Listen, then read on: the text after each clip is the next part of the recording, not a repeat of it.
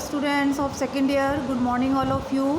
Girls, आज बात करेंगे हम मध्य प्रौढ़ अवस्था की विशेषताओं के बारे में। देखिए, इससे पहले लेक्चर में आपको मैंने मध्य प्रौढ़ अवस्था के बारे में बताया था कि मध्य प्रौढ़ अवस्था मिडिल अडल्टहुड क्या होती है। यह अवस्था 40 से 50 वर्ष तक की मानी जाती है और इसमें बहुत से शारीरिक और मानसिक परिवर्तन देखने को मिलते हैं। इस अवस्था को मध्य प्रौढ़ अवस्था कहा गया है क्योंकि ये एक महत्वपूर्ण खोजबीन की अवस्था मानी जाती है। इस अवस्था में कई तरह के परिवर्तन होते हैं और वो कई पहलुओं में देखे जाते हैं, यानी कि अलग अलग पहलुओं में वो परिवर्तन देखे जा सकते हैं। देखिए, इससे पहले आप पढ़ रहे थे कि युवा प्रौढ़ अवस्था, अर्ली अडल्टहुड, जिसमें जो जीवन में व्यक्ति के लिए, एक नव प्रौढ़ के लिए बहुत बड़ा चुनौती भरा समय होता है। उसमें बहुत से समायोजन उसको करने पड़ते हैं, बहुत सी उसको समस्याएं होती हैं। तो अब जो आपका टॉपिक है मिडिल एडल्टहुड, वो सेकंड यूनिट स्टार्ट है, तो उसकी बात करेंगे हम मध्य प्रौढ़ अवस्था। जैसे कि अभी मैंने बताया कि 40 से 50 वर्ष की जो अवस्था, 40 से 50 वर्ष और आगे 60 वर्ष तक की अवस्था मानी जाती है। और जो अर्ली अडल्टहुड है वो 21 से 35 और 40 वर्ष तक की मानी जाती है। देखिए, यह अवस्था जो है एक भयानक और चिंता की अवस्था मानी जाती है। मध्य प्रौढ़ अवस्था को भयानक चिंता की अवस्था भी कहा गया है क्योंकि इसमें बहुत से शारीरिक परिवर्तन होते हैं। जब व्यक्ति को समायोजन, संतुलन, असंतुलन का काल, भयानक अवस्था, उपलब्धि की अवस्था और पुनः संक्रमण करना पड़ता है। इस अवस्था की अपनी कुछ विशेषताएं होती हैं। देखिए, मध्य अवस्था को क्यों समायोजन, संतुलन, असंतुलन का काल, भयानक अवस्था, उपलब्धियों की अवस्था क्यों कहा गया है?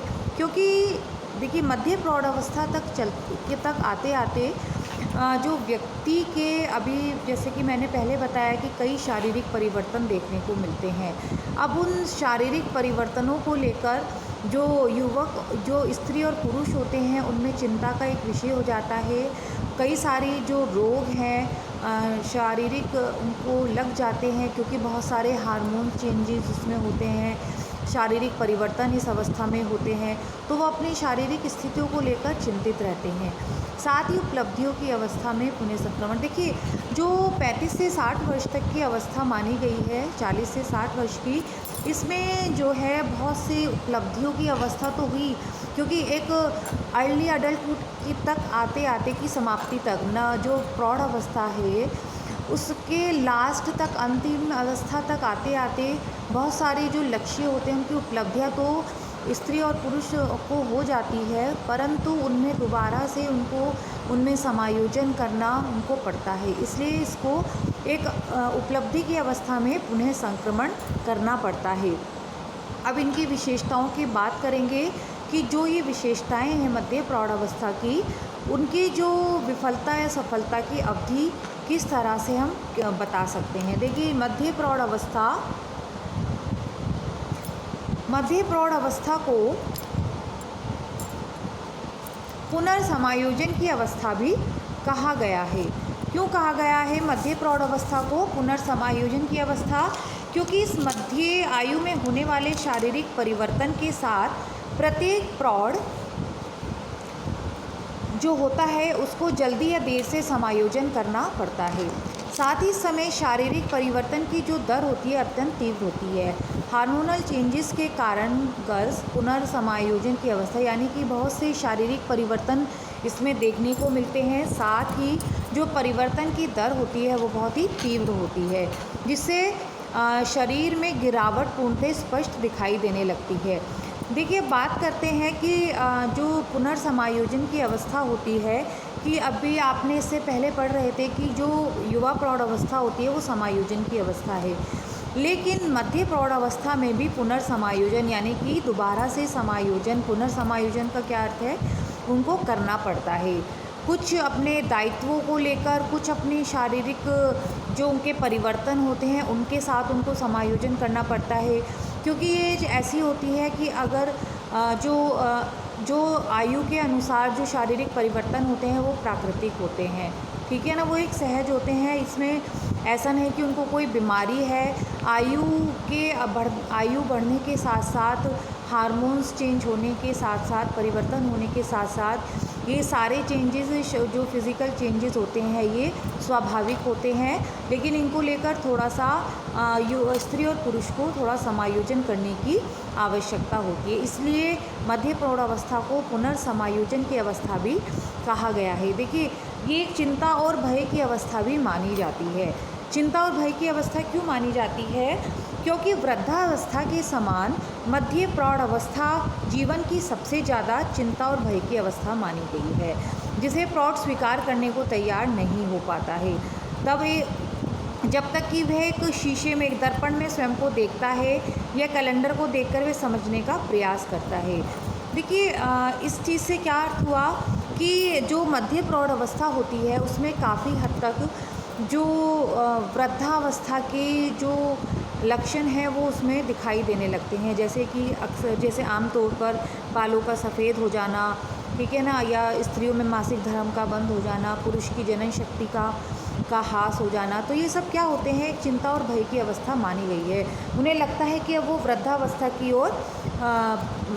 की ओर उन्मुख हो रहे हैं। साथ ही स्त्रियां अपने मध्यकाल में न केवल प्रजनन क्षमता को खो देती हैं, बल्कि लैंगिक रुचियों में भी उनकी जो कमी है वो कमी आने लगती है।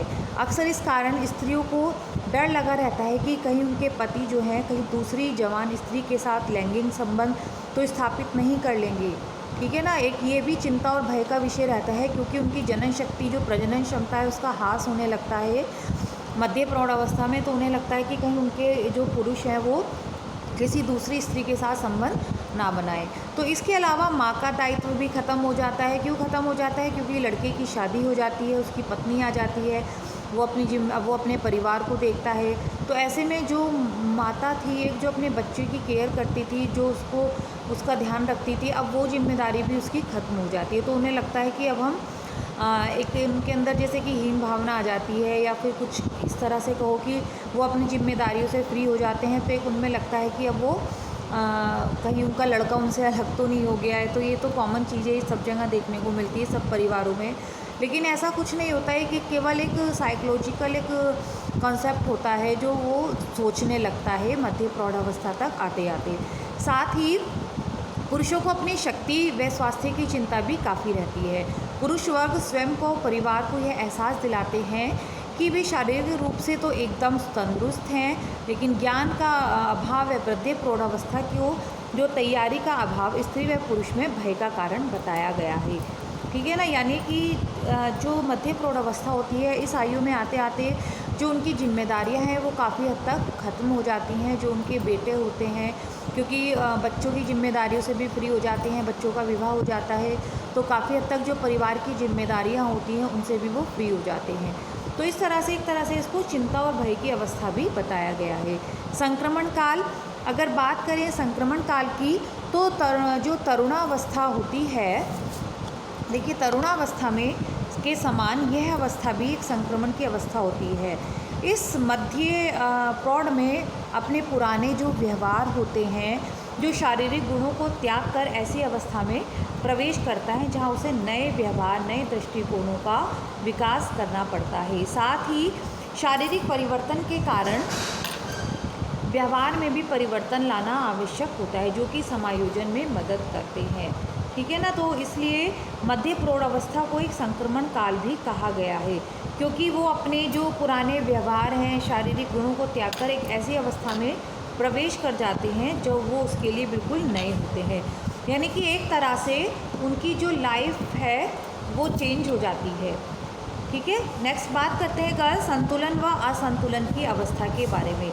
देखिए, जो मध्य प्रौढ़ अवस्था होती है उसमें जो नई भूमिकाएं उनको निभानी पड़ती हैं, साथ ही नई जीवन शैली होती है, शारीरिक परिवर्तन होते हैं, जिससे उसमें असंतुलन की स्थिति को वो जन्म देती है। जैसे कि मध्य प्रौढ़ावस्था में जो स्त्री और पुरुष होते हैं, पुरुष हैं वो जैसे कि कई जिम्मेदारियों से जो परिवार की होती है उनसे वो फ्री हो जाते हैं। ऐसे जो महिलाएं हैं वो घर के काम से काफ़ी उनको फ्री हो जाती हैं। तो ऐसे में जो नई भूमिकाएं उन्हें निर्वाह करने को मिलती है उसमें संतुलन और असंतुलन की स्थिति उनमें उत्पन्न हो जाती है। अब वो जैसे कि जो महिला थी वो किचन संभालती थी, लेकिन अब उनकी बहू के आने पर घर पर वो किचन का काम उनको नहीं मिल पाता है। तो जो नए काम उनको मिलते हैं, जैसे बच्चों को संभालना या फिर और जो रसोई से बाहर के जो काम होते हैं बैठे रहने के, तो उनमें वो थोड़ा असंतुलन की अवस्था उनमें एकदम देखने को मिलती है। साथ ही पुरुषों को भी, जैसे कि जो पुरुष होते हैं वो सेवानिवृत्त हो जाते हैं, रिटायर्ड हो जाते हैं, या दुकान पर अपना कोई व्यवसाय है तो उस पर उसको बेटा देखने लगता है, तो उससे वो काम से फ्री हो जाते हैं। तो ऐसे में जो उनकी जिम्मेदारियां, जो भूमिका होती है, उसमें वो असंतुलन की अवस्था उत्पन्न हो जाती है। देन नेक्स्ट है बच्चों, रूढ़िवादिता व सामाजिक अभिवृत्ति। देखिए, जो मध्य प्रौढ़ अवस्था होती है उसमें जो पुरुष, जो प्रौढ़ है, उनकी धारणा रहती है कि यह अवस्था उनकी गिरावट की अवस्था है, क्योंकि स्वास्थ्य में भी चेंजेज आ जाते हैं, शारीरिक परिवर्तन आते हैं। शारीरिक और मानसिक स्तर पर उनको जो ये गिरावट है ये ज़्यादा महसूस होती है। व्यक्ति की प्रजनन क्षमता में गिरावट आना। मध्य प्रौढ़ अवस्था के संबंध में गलत धारणाएं हैं कि मध्य प्रौढ़ अवस्था को कम से कम जानने का प्रयास, व्यक्ति की योग्यताओं के बारे में गलत धारणाएं, जो पारंपरिक धारणाएं होती हैं उस उम्र के व्यक्ति के दृष्टिकोण और व्यक्तिगत विचार सामाजिक अवधारणाओं को प्रभावित करती हैं। ठीक है ना।